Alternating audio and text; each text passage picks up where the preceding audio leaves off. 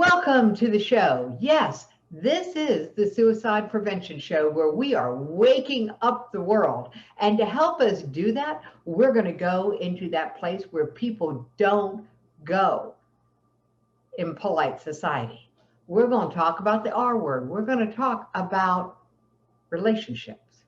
And we're going to do it from the point of view of what is so telling in our world right now, from the man who tells it like it is. So please help me welcome to the studio none other than Leon the trainer, Mr. Leon Thomas. So Leon, come on into the studio. Jackie, it's good to see you. You know, I was jamming back here, but the camera wasn't on, so I was with you. It's all good. It is one of those songs that just, I can't listen to it without it making me move. Right on. I love it for this show. Yeah, I do too. I loved it. It's good. It was good stuff. Yeah, cool. So Leon, you're looking mighty spiffy. Why, thank you. Thank you. I am. Now, let me tell you, most folks call this an ascot. Mm-hmm. It really isn't. It's technically a day cravat. An ascot is what you wear with a tuxedo, with tails, right? This is a day cravat. However, since most folks don't know that, I can get away with wearing it after 5 o'clock. So here I am. It's my thing. I like ascots. Or day cravats by any other name. Or day cravats. That's right. What a great story, Leon. This is such a lovely conversation about, we've been talking about story off and on this season, but there's a story that I've been watching unfold. The world has been watching it unfold. And there's a lot that we don't know about what's going on. But I think you hit upon the solution, and that's where I was like, oh yeah, you've got to join me on the show. Yeah, this is really, really important. So yeah, let's talk about it. What made you decide that you were going to take this on as a mission, if you will, to change this conversation around race? Yeah. What started it was this, and there's kind of a build up to it. So give me just a couple minutes to make sure everyone understands. You just take your time. So I have to power the mute button, buddy. Yeah, you go right ahead. Take all the time I give you. Right on. That's groovy. So one of the things that I experienced growing up in the hotel business, hotel management, hotel administration was kind of my second career. I'm really supposed to be coaching basketball at UCLA right now. That was the original plan. In fact, I'm supposed to be in the Hall of Fame right now by the original plan. See, I'm even wearing UCLA blue. So that's where I was supposed to be. And the coaching thing didn't work out. However, one of the things that I noticed in coaching was the importance of relationships. And the people that I was building relationships with, those that were helping me as I got older and coaching those that I helped, rarely did the discussion of race come into play. It was about relationships, right? Who do you know? Who's a good guy? Who's a friend of this one? And so forth. And so relationships became important. When I got, when I got into the hotel business, I noticed something very similar, and that was that the managers that had better relationships with their line level employees and the employees that had better relationships with their managers, the hotels were better run. And the owners and those in management companies and so forth, that when there were good relationships, success happened.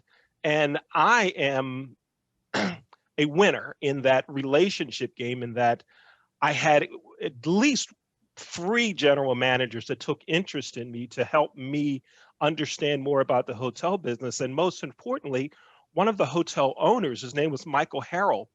He and I developed a great relationship. At one time, Mr. Harrell had 45, that's 4 or 5 hotels that his management company ran or that he owned himself with partners. I got an opportunity to build a great relationship with him.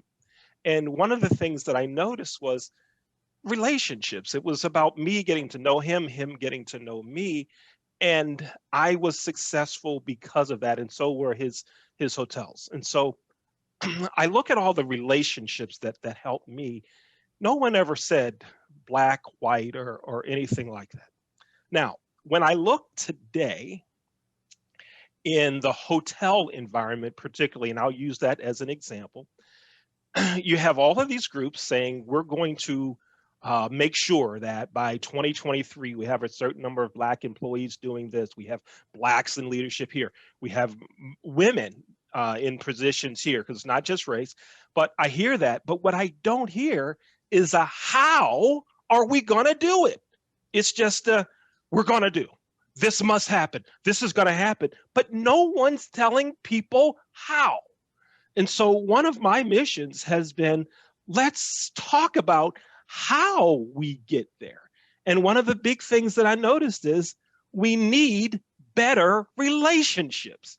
If we're going to get to that point of having more blacks, more women, right? You name the demographic that the hotel business and many others are lacking in, no one's talking about the how.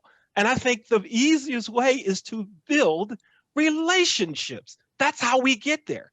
Let's get to know each other. Let's build relationships. Okay, that's the big piece there, Jackie. Let's build relationships, because everyone wins when that happens. Everyone wins when that happens. I love that attitude, that everyone wins when that happens. How did the conversation in your mind, because I've got some theories. I've actually been reading a book by Malcolm Gladwell that gave me a huge insight into some of what the media was calling race-driven rioting that started a couple of years back. And from Malcolm Gladwell's perspective, race really had nothing to do with it. It had to do with another circumstance that wasn't in the media. It wasn't visible. How much of what they're calling racism in your mind is something else that we just don't see? I think that in certain circles, there are other factors that are going into decisions that I'll call it folks in the C-suite make, right? I think there are other factors. I think often things that I experienced, things that I saw, and I worked for a major hotel company, a major hotel franchise company as an employee, and did consulting work for two other major hotel companies. And again, and I have friends that work in other industries as well. So it's very similar in other businesses, is that folks in the C-suite want to see folks like them. And that's not always race related. Sometimes it's folks that went to the same school that I did. So if the CEO has an MBA from Duke or Georgetown or Penn, they're looking for folks that went to those schools as a way of filling executive level positions. I think also as we go down the corporate structure, when we get into some middle management positions, I think there are folks that want to help, want to build relationships with folks of a different race, but because they fear what folks above them will think about it, say about it, they don't. And when things, the relationships there don't get built because they're afraid of what's going to happen. Now, here's some other things that go into it. Let's take a look at education. Everyone, you could go to just about any city school district. I'm not going to use the term inner city, okay? Because inner city is just a catchphrase that we use to cover up to say black community, right? And there are white people that live inner city. I live in Baltimore. There are a couple of really nice neighborhoods in the city, but they're inner city. When we say inner city, to kind of say black neighborhoods, right? So I'm talking or lower socioeconomic, right, exactly, right. So it could be, and you're right, there is that implication when you use the phrase inner city, you're implying something. But It is not always accurate because yeah, Yeah. I know that area. Yeah, we're just trying to, to cover up and not say black. So let's talk city schools, for example. I read a recent article that said that of the top 25 city school districts, they were not nearly funded as much as districts in surrounding counties. And Mhm. if you look at the racial makeup of those cities, there were a lot of blacks in those cities, a lot of other minorities in those cities. And so now the education money, the dollars don't go there. And so we say it's a race thing. Well, that isn't a racial issue. That's a money issue, right? But then when folks get upset about things, who do we see upset about it? We see minorities, we see folks that support minorities, we everybody that comes out and says, it's the black schools, the black neighborhood, the black this, when it's really something that's underlying that had the funding been there, then we It don't might be have a different we don't story. have that issue, right? So as you mentioned, it's not always just strictly black, white, because they can't put more money in a city school, a Baltimore city school that's in Bolton Hill versus one that's in Cherry Hill. You can't do that. That doesn't happen. But it's the mixture of all of these things getting blended together. The other point I want to make about that is when you look at in using education as our backdrop, there are many educators that want to build great relationships with students. And that's black educators want to build relationships with white students and other They want students. to build There's relationships with students. Yeah. students, right? That's what they Yeah. want. They want to build relationships. They want to help. And because of so many legalities, I can't come early because the union won't allow me to. I can't stay late because the security guard's going to kick me out. And on and on and on. This kid needs extra help. And I can't go to his house. I can't give him a ride home, because all of those things, we end up in some of the places that we are now. It is a little bit like we're being handcuffed on this concept of building relationships, is what it sounds like. Mm-hmm. There's a lot of things in the way. Yeah. So you've laid out a pretty good case for the fact that we have a problem with building relationships that's not this interpersonal mushy stuff that we think of. I want a better relationship, so I'm going to go take interpersonal work classes. That's not what we're talking about. We're talking about what really gets in the way. Mm-hmm. Yep. What really gets in the way of building a relationship. And we had this discussion when you interviewed me on your show. And it was like, we are an unlikely pair by the culture. And yet by our inclination, we're both very much alike. Yeah, so true. Let me tell you something funny about that. Funny, interesting. I play racquetball, and I coach racquetball, run a youth racquetball program. And one of the gentlemen that I play with before pandemic, I played with him routinely every Tuesday and some Saturday mornings. He's a white gentleman. He's 84 years old. Okay. In case anyone hasn't wondered this, I'm African American and I'm in my 50s. Okay. When you look at things from a societal point of view, you would say, and most people would say, that we have nothing in common. We have nothing to talk about. There's no reason for us to communicate. There's a gentleman that goes to my church. He's 92, white. He and I communicate at least twice a week via telephone. Hey, I just thought I'd call you to see how you're doing. I just thought I'd call you to see how you're doing. Hey, what's happening? What's going on? How's your daughter? How are your kids? How are your grandkids? And we talk. I'll give you one more. I had a boss. Again, for the purpose of the conversation, I want to identify him. Typically, I wouldn't say white guy, black guy, right? But we're talking about race. Let's be open about it. Okay? Let's be open about it, right? I had a white boss that hired me in a pretty nice position at a major hotel company. He's white. I'm black. He walks in the room, introduces himself to me. Now, I want everyone to picture the stereotype for what I'm going to describe to you. I want you to picture stereotype. White guy, 5'10", nice size midsection, shall we say, right? And he had on a belt with a buckle like this big. And he walks in the room and I go, that's it. It's over for me. This ain't happening.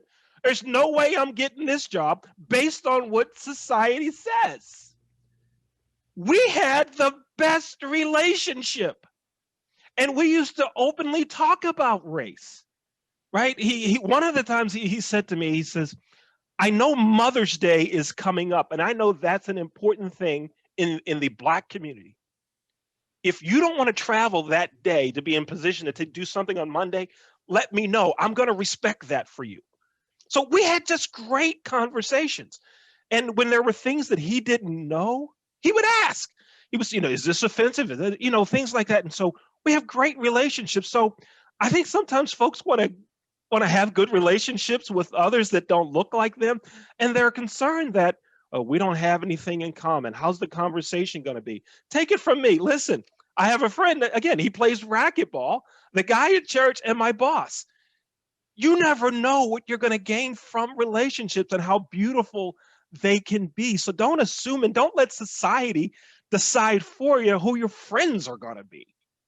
Right? It's really interesting because the guy in a lot of environments, that would have been a gutsy thing to say, I know this is important in your community, no matter what it was. Yeah.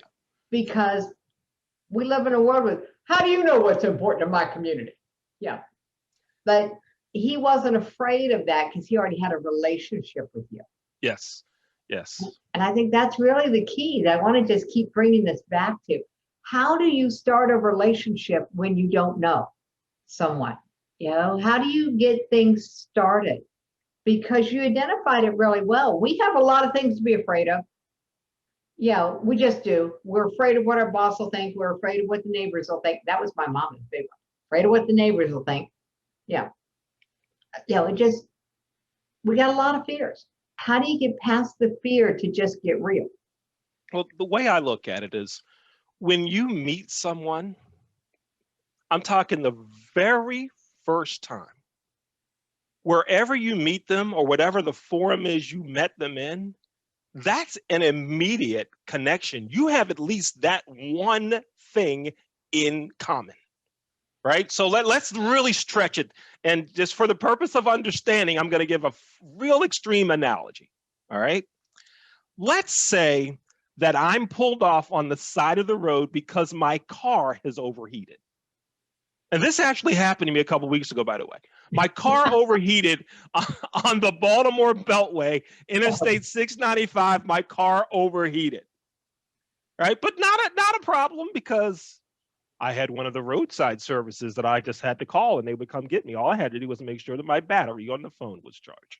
All right, so I pull off on the side. I call that company. They send a tow truck. The guy pulls up in the tow truck, gets out of the car. He's not Black. He's not white. He's Indian. We have an immediate connection for relationship building right there. If nothing else, car, tow truck. We have opportunity to build conversation about that. And we did. We didn't talk about me being Black, him being Indian.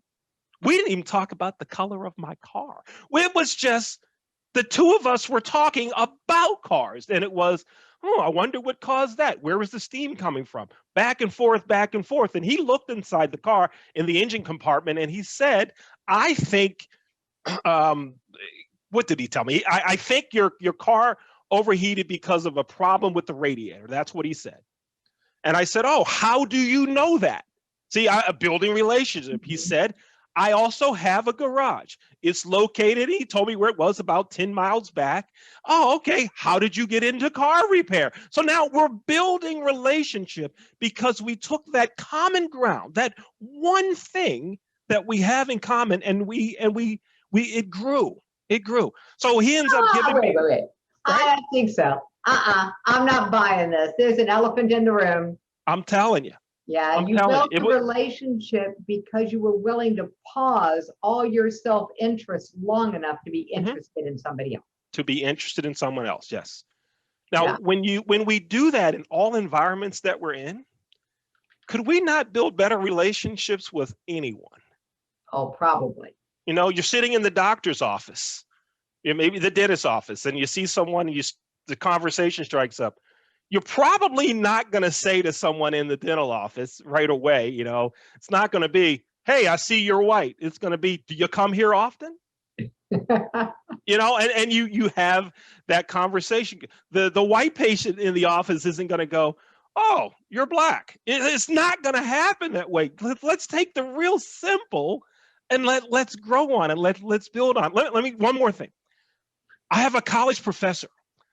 Not that I'm in college anymore. I should correct that. An old college professor from a university A in previous a previous. former, Yes, okay. exactly. Now, before he got his PhD, he was a trainer in the athletic department. Hmm. And I worked in athletics as an intern. We built a relationship around athletics. It wasn't he's white, I'm black. It wasn't really even he's an administrator, I'm a student. We just built a relationship. We talk once per week now, just about the good old times or things that are happening now. Relationship was built. And so often we forget that. We forget it in our personal lives. We forget it at work. Build relationships with people. Let's start there. Let's do that. I love your examples, Leon, because most people, when you say build a relationship, they get kind of the deer in the headlights. Yeah, we've sort of lost the ability to have small talk. And that's what you're talking about. You're talking about the ability to connect over one commonality that's external to both of you, not about you, but external to both of you. Mhm. And learning to look for those, because let's face it, the art of curiosity has gotten buried behind these screens. Mhm. We're not curious. We don't talk enough anymore because now we can ask Google or Siri, and the human, "Hey, do you know or have you thought of," is gone or going in a lot of circumstances. Yeah. And what's the problem? What's the problem if our relationship skills drop? What impact do you think that's going to have on all of these other things we've got going on? Mhm. As relationship communication skills start to drop, the relationships are going to continue to be non-existent or go downhill the way we're going right now. You know, we many times folks talk about what are they teaching in school, right? You've probably in the last month heard someone say something like, "Well, you know, they don't teach you how to balance a checkbook in school anymore. You know, they don't teach this, they don't teach that, they don't teach all of these soft skills, right? They can teach you all the different levels of calculus and There's nothing algebra." soft about balancing a checkbook. I'm Right? just You're saying. Okay, right. that's a hard skill. It's a hard skill, you know, but they don't teach it anymore. They don't teach you how to say hello, make eye contact, shake hands. Even in this format, I do a lot of things virtually, just as you do, Jackie. And it's amazing to me how many times I'm in a meeting with someone or a group of people, and there's someone in the meeting doing this number right here during the meeting on camera, you know, and I'm like, "You're not even paying attention here. You're right here." And so once I sent that person a text message, I said, "Are you with us?" And they went, "Huh?" Yeah, you know, like, "Oh, you caught me," right? So that's one. We need to talk about and teach relationship building, how to do the soft hello, how are you, shake hands, eye contact, to ask light questions that help build conversation that maybe grows to relationship. Here's the second thing that I think is important is that everyone brings value Hmm. to a relationship. Let me give you something that we talked about in church today, was this.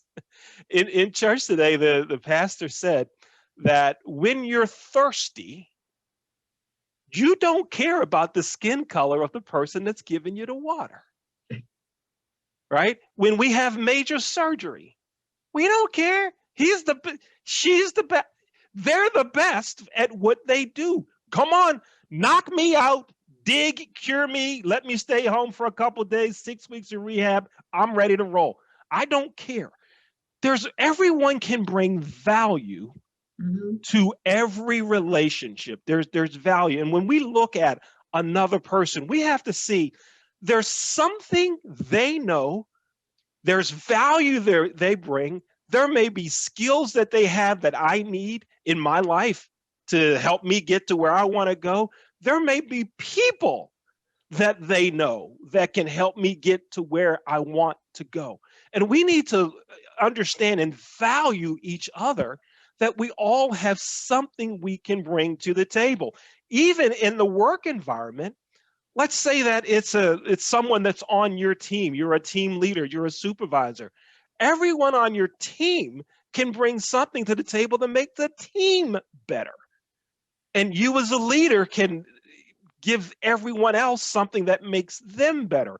We all are valued. We all need to see that when we look at each other. We don't need to look at race. We don't need to look at gender. It's that person has something of value, and I'm going to communicate with them enough to find out what that value is. And let's do that. Everyone's valuable. The question is, does it matter whether or not we know what it is? Or is it enough that we know that it's true? Yes, we have to know that it's true, right? We're not going to find out right away in the initial, the second, the third, the ninth, the 10th conversation. We're not going to get that, aha, there's your value moment. It's not going to hit us that way. It's going to be, they have something and I'm going to respect them. They have something and I'm going to respect them. So we know that they have something of value. We don't have to know what it is right away. Sometimes it takes a while for that to come out. And even in real relationships where there's a give and take and I help you, sometimes it takes longer for us to find out what the other person is going to bring to the relationship, right? It's not always, okay, well, you have this skill, I have that one, let's combine and have a great relationship. No, it doesn't always work that way. Sometimes there's an immediate, boom, yes, I can help you with that today. Yes, I can help. I'm bringing value. And you can't think, oh boy, what am I going to do for them? What am I going to do for them? What are they going to do for me? No, you don't think of it that way, but you know it's there. And that's the important thing. You know it's there. Yeah, well said. If you know that it's there, and that's the big deal. Yep. Yeah, so that's really, really key. I like the idea that this is something we can control. I mean, we can't control whether or not we have enough time to talk to somebody to uncover what their value is. But we can control whether or not we believe that everybody we talk to has, or everybody we interact with, or everybody we see, has value. Mm-hmm. That's an internal process that we can just make that decision. Yeah. What's going to help people make that decision more often, Leon? Because we know that's not always the decision that's being made. We are living in a very judgmental society, or why I had to create something called Leaving Shouldville. We're so quick to judge what other people should be saying and doing, how they should look. It's pretty bad out there. So what's next for us? What can we do with this? All right. So think about this. When you are getting in the shower in the morning, most of the time you test the water. Mm-hmm. Is it too hot? Is it too cold? Right? We make the adjustment. We're ready. We do the test. We tried it out. We gave it a try. We gave it a shot. Mm-hmm. That's what I'm asking everyone to do now. Take a small step outside of what your normal comfort zone is. Now, you're an extrovert, so am I. Our comfort zones aren't where some of our viewers are, right? Some of our viewers are going, what? You want me to get away from this and not communicate with the phone? No way, I'm not doing that. That's their comfort zone, right? I want everyone to think about where your comfort zone is now and take it that much further. And you'll see you're not going to get bitten. Life's going to be okay. And then once you experience that, I want you to stretch a little further. All right, And I hold want it, hold it, hold it. You got to make this more concrete for me. All right. So What's one thing somebody can do that will all stretch right. the comfort zone a little bit? All right. So here we go. We're sitting in a doctor's office. You know, you're 6 feet over there, someone else is 6 feet over here. And you're that person that generally would look down at your phone and keep your eyes right here in your block. You're not talking to anybody. You're waiting on your name to be called. Right? And every time the door opens up, you raise your head like this to see if they're calling your name. And if they are, you stand up and go. And if they're not, your head goes back down into your comfort zone. I'm not looking left. I'm not looking right. I'm going to treat it just like I'm on an airplane in a center seat. Right? For that person, outside of your comfort zone is this. Look to your left and say, hey, how you doing? That simple step. Nothing more. Nothing more. Nothing more. Or I want you to look to your right. And this is going to happen to someone. Someone's going to run into somebody wearing an ascot tomorrow. You watch. Someone's going to run into somebody wearing an ascot or whatever that is, right? And you look to your right and you go, wow, that's a nice shirt. Those are nice shoes. Just say something and come on back. And I want you to start that. Just build there. And when you see that this person over here that you said hi to doesn't bite you back and go, arr, right? Oh, you mean? Hi, how you doing? What do you mean? And this person over here doesn't say, who asked you about my shoes? You don't get that because you're not, right? Except that you won. That's all I want you to do. You won that day. And then tomorrow, let's go a little bit further. So it goes like this. Over here, it's hi. Hi, how are you? That person says hi back. Pretty nice day, huh? It's getting close to summer. I love summer. How about you? And let's stop. Let's not grow. Let's not get into the how many grandkids do you have? Where'd you grow up? Where'd you go to school? And this person over here that says, hey, these are nice shoes. Hey, thank you. Those are they comfortable? Right? Start small. Again, everyone has a different comfort zone, though. Jackie, for the two of us, right? Listen, I'm the worst person to put in a center seat on a plane for two reasons. One, I'm big, right? But secondly, I'm gonna pick and choose who I'm talking to, providing it's not a late night flight and I want to sleep. But I'm gonna pick and choose. Let's see, who's it gonna be? Yeah, you've been selected. Yeah. Oh my God. I've got a friend who says he hates people and he doesn't want to be talked to when he flies, and he flies a lot. So he found a book wrapper that he could wrap around whatever book, like those old dust covers that books used to have. And he would just wrap up his book and set it on the armrest, where it could be seen by the other people. Uh-huh. And the book wrapper was How to Sell Life Insurance on an Airplane. Wow. And he said he guaranteed that nobody would talk to him. Yeah. Yeah. Can I tell you my airline trick that I used to do? Yeah. Way back when. And usually when someone says way, that's at least 25 years, right? Way. It's at least 25. Or 25 minutes, depending on your age. Either one. Right. This is such a groovy show. I'm having a groovy time talking with you, by the way. This is pretty cool. All right. So way back when, I did not want to talk to folks on an airplane. I didn't want to do it. Here's what I used to do. I'd go to the back of the plane. I'd take the center seat. Now, I've already told you I'm a big guy, but I used to stretch it out to really just sprawl out there, right? And I would put on headphones, right? Not connected to anything. The headphones would go in my bag, right? So not connected to anything. and dark sunglasses. Now, again, we're talking race, so I want you to use the stereotype. Think about this.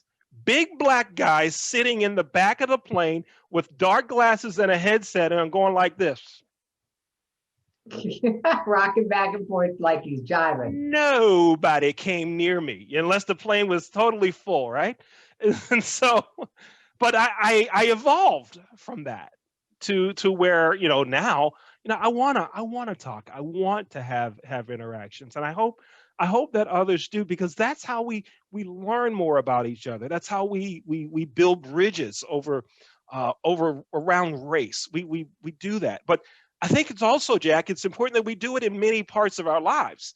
So when we say, I'm going to build relationships with folks that don't look like me at work, we also need to do it in our neighborhoods. We also need to do it at the gym. We also need to do it in our social clubs and everywhere else. We just can't, you know, but for some people, depending on where you are, that means start at work and don't touch any of the other areas yet. Right? Give yourself a place to start. Just start. Yeah, right. Cool. I like that. A place to start. Now, I'm going to call you out because we have time. And I was like, I'm going to wait. I'm going to wait. I'm going to wait. Now I'm going to call you out. Uh-oh. You started your story. And I've been catching this.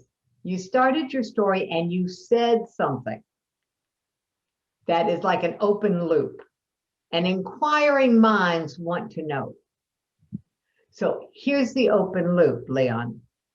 You said, as you were telling the story about your first plan and UCLA and Hall of Fame, and you said one little sentence, the coaching thing didn't work out. Mm-hmm. Come on, what's the story? All right, you want to know what didn't we mean? What does that mean when someone says it didn't work out? I don't care what it means when someone says right. You want to know when I say it? Yeah, come on. This is about building a relationship. I don't care about the generic. Okay. I care about the gentleman. Here's the real. Here's the deal. My first coaching job, high school coaching, was at Montour High School near Pittsburgh. Okay. Montour High School. And we had some success there. My team, when I use the term we, I'm talking about my team, not I as a coach.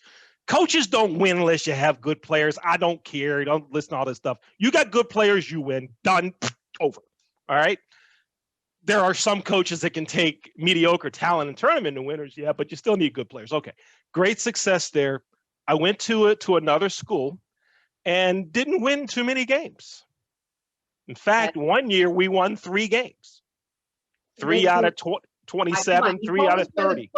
You told us where the first school was. Mm-hmm. Where's the second school? Yeah, Quigley Catholic High School, also near Pittsburgh. Okay, so same general geography. So it's not that the weather changed. Exactly, right. Hey, you know, details are important in my life. Yeah.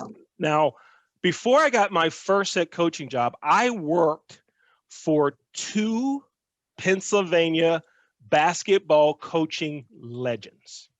Both had won state championships. I worked for Bob Rao at Rochester High School as an assistant coach and JV coach. And I worked for Ed Watchko, who also had won a state championship and played in 2 other state championship games. And so I had great connections, great lineage, and which enabled me through relationships to make it easy for me to get hired at Montour, to get hired at Quigley Catholic High School. And so things didn't go well. Now, here's what's going on in the background. While all that's going on, I was not teaching at those schools. I was just the basketball coach. So I was working at a hotel during the overnight shift, working 11 p.m. to 7 a.m. And the owner of the hotel loved basketball. And so that was Mr. Harrell, Michael Harrell, the gentleman that I mentioned earlier. And so he asked me, how's coaching going? I said, oh, it's going good. He says, oh, you ought to get into hotel management. No, I don't want to do that. I'm going to coach.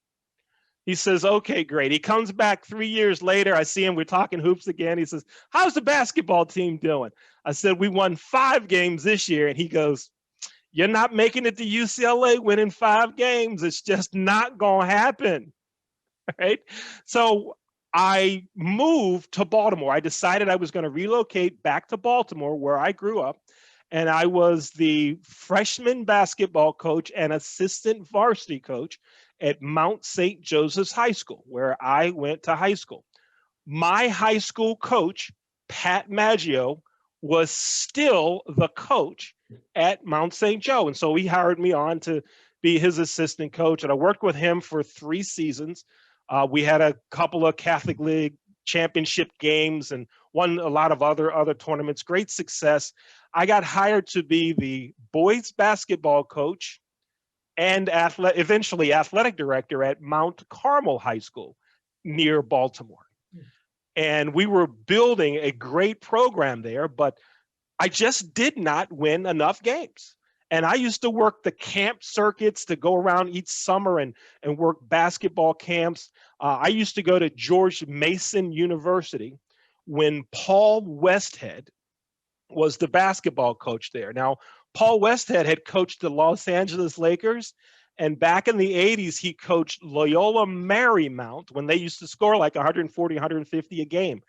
When he got hired at George Mason, I drove over there, I'm telling you, 3 or 4 times a week. I got to learn his system. Some have said I learned his system better than anyone else. I get calls now. I haven't coached in 23 years. I get calls now from people asking about Paul Westhead's system. I mean, I knew it, and he told others that I knew it. And it just didn't work out for me. I didn't win enough games. But here's the other thing that happened. In the midst of coaching and wanting to build a coaching career, I got married and had a family. And I watched others, my age, my coaching lineage, so to speak, that continued to pursue coaching, and they would move their families every year because of the next job opening. So they would move from Baltimore to Kansas, from Kansas to Nevada, Nevada to Texas. I mean, it was just a constant move. And I said, I don't want that for my family. So because of one, I wasn't winning, but secondly, I wanted the best for my family. I decided to go full on into the hotel business. So that's the coaching deal. I haven't coached in 23 years. I have a son that's 23 years old. And when he was younger, we'd be at the grocery store, the mall, or whatever, and someone would say, "Hey, Coach Thomas, how you doing?" And he'd like, "What are you calling you coach for?" And so that's the deal with coaching. But I have a lot of friends that are coaching still. A lot of them have achieved great success in their coaching. Donnie Jones is the head coach at Stetson University. He was an assistant to Billy Donovan at the University of Florida for both of their national championships. Billy Donovan is a friend of mine. He's the coach of the Chicago Bulls. Yeah. I have other friends. I have many friends that are still coaching and love it, and we stay in contact with each other, and I value those relationships. You have a capacity for a relationship that I don't have. And so this is really kind of fun because you're like, Jackie, we're both extroverts. That doesn't mean that our capacity to balance relationships is the same. And so I love that it start with where you are, do small things, figure out where your sweet spot is, as far as but start with building relationships, even if you've got a lot of little relationships. Mm-hmm. Everybody needs more relationships because that's what they found during this period of time that we're all living in, is that those that are struggling less are the ones that have this sense of connectivity to other people, even in the midst of isolation. And so thank you, Leon, the trainer, not Leon, the coach, Leon, the trainer, for coming on the show and helping us walk through the fact that it's really not about race. It really is about relationships. It's about individuals, not about identities, if you will. So you have an amazing gift for people who are on the show, who are listening to the podcast, watching this in the recording. And I was like, before I can put this up, I kind of have to ask, are you serious about this? Yeah, I am serious about it. Right? Yeah, I just had to ask because yeah, the the gift is, when you talk about relationships, sometimes the biggest, hairiest, scariest relationship is when you're going to go get interviewed for a job. Because we do have so many beliefs, like you said, the stereotypes of your boss when he came in with his big belt buckle. Yeah. The ability to have an interview from a place of calmness, and so I know 15 minutes with you to get somebody prepped for an interview. Oh, and by the way, what's the date for an interview? Interviews happen. They're part of relationships. yeah, yeah. So So I yeah, love the offer for a interview prep session with you. And all the instructions are there in the show notes for everybody for very how good. to claim that. If they want 15 minutes of your time, you'll help them get ready for whatever interview they've I'll, got coming up next.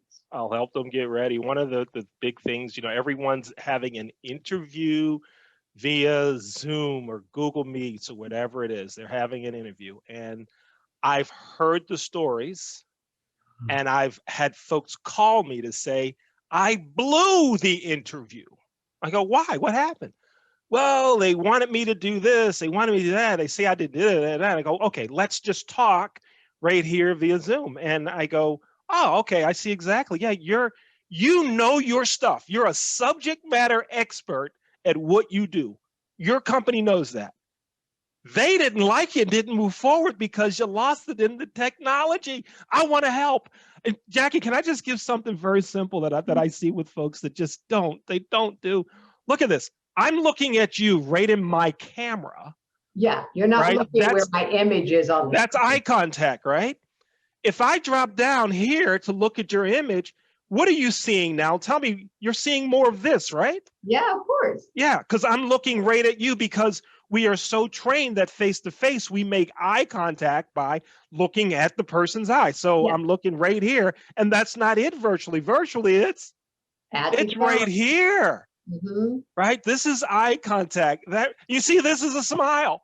It really is okay to smile on camera. It really is. You don't have to sit there and go, hi, my name's Leon, and I have 72,000 years experience and I'm probably better at the job than you, but I have to get the job right. No, smile. It's okay to do that. And what I want to do is anyone that contacts me, I want to go over some real basics to get them better and give them confidence that the next time someone says you have a Zoom interview, you're ready and you go, how you doing? I'm Leon. Let's go. What do you got for me? Huh? Huh? Huh? They're ready to go with it. It's bound to get you talked about, Leon, but you do it so well.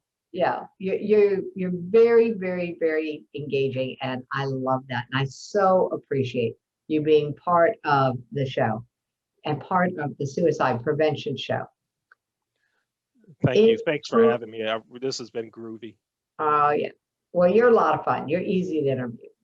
The power of getting this out into the world, this idea that you don't wait until somebody's at risk. You don't wait until there's a problem to build a relationship. You don't wait until you need something from your neighbor to get to know your neighbor. This is all exactly the same topic, whether we're talking about, hey, parents, you don't wait until your kid's at risk to talk to them about suicide. Ideally, you don't wait to be talking to them until it's as important as suicide or alcohol or sex or drugs. Have some smaller conversations there too. And so I'm going to bring that full cycle about what you were saying about stretch your comfort zone. I got the color right there. Stretch your comfort zone just a little. All right. Do it with your kids too. Yes. And one other thing I want to mention to everyone is in September, we talked about relationships versus race and race and relationships. I have a book coming out in September. The book is about how the importance of building better relationships at work. And as a backdrop, we use race and gender, but when mid-level managers want to improve relationships, they improve relationships with all of their employees. And in the book, I'm going to offer 10 ways to build better relationships at work. So if anyone goes to my website to stay in touch with me through there, or if you go to the website, eventually you'll see an order for the book. But until then, you can go to the website and you'll stay in touch with me, and I'll let you know, because it's so important to build relationships. That's what it's about. I want everyone to do that. Build relationships. Offline, online, in person, and virtually. It's relationships that matter. Right. Cool. Thank you, Leon. Thank you for having me. This has been a groovy time. Thank you. I love the work that you're doing. You're doing groovy work for the world. And I look forward to so many more people finding out about the work that you're doing. Thank you for having me as your guest. Thank you. You're welcome. Thank you, Leon.